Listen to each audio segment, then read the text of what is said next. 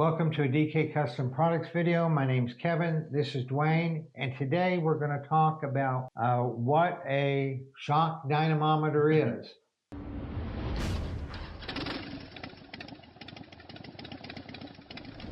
We test every single shock because that is there's only two ways to know if a shock's made properly and is going to function properly, and that's dynoing it or riding on every single one, and just riding every single set of shocks is just not feasible. So we test every one of them. Shocks in here, it's tight, take all the slack out of everything, and it has a temperature probe right there.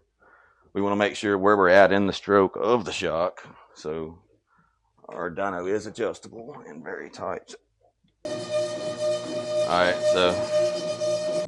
and what it's going to actually do is it's going to go at a steady speed, and it's going to calculate the rebound and compression forces and map that out on the chart here for us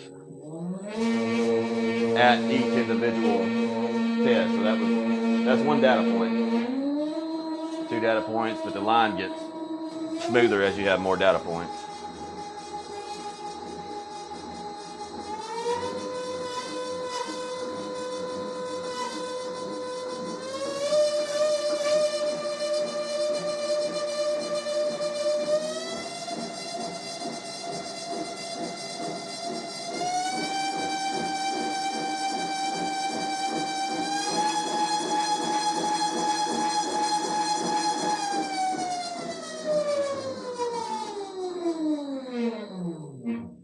And in the chart here, you can see where we have our compression, that that's a good bit of force to compress it until you reach a certain velocity. So like when that tire needs to come down fast to keep contact with the road, for example, that's when that inertia activated valve can open, bypass, and now you still have, your rebound damping here.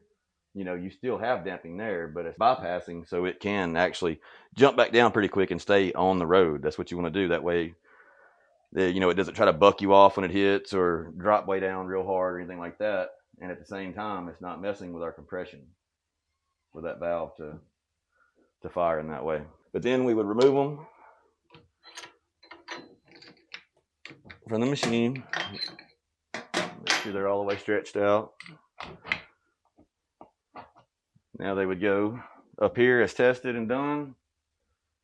Then they would end up getting spring on and the lower perch mounted, and then the cap would go on once it's over here as well. Then they'll go to packaging, and they'll be on standby waiting for an order.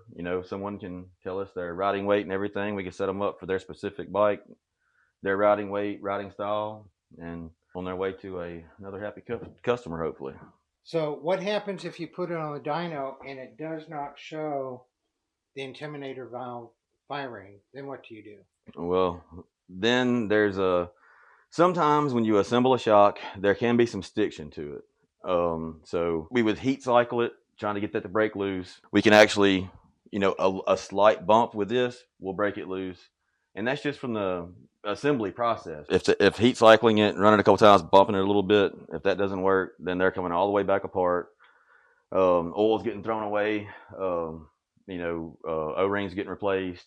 We're going to try to figure out what the problem is. Yeah, that's it. But basically, as you can see, we're not in our main shop. It's just too dirty in there. There's too many dust particles in the air. It needs to be in a semi-clean room environment. So we're actually out in a outbuilding by its own self, just for the shocks here. I mean, we try to keep it clean. I mean, it's not vacuum sealed or nothing like that, but we keep it pretty clean. If you have any questions at all, shoot me an email to support@dkcustomproducts.com. Y'all ride safe out there.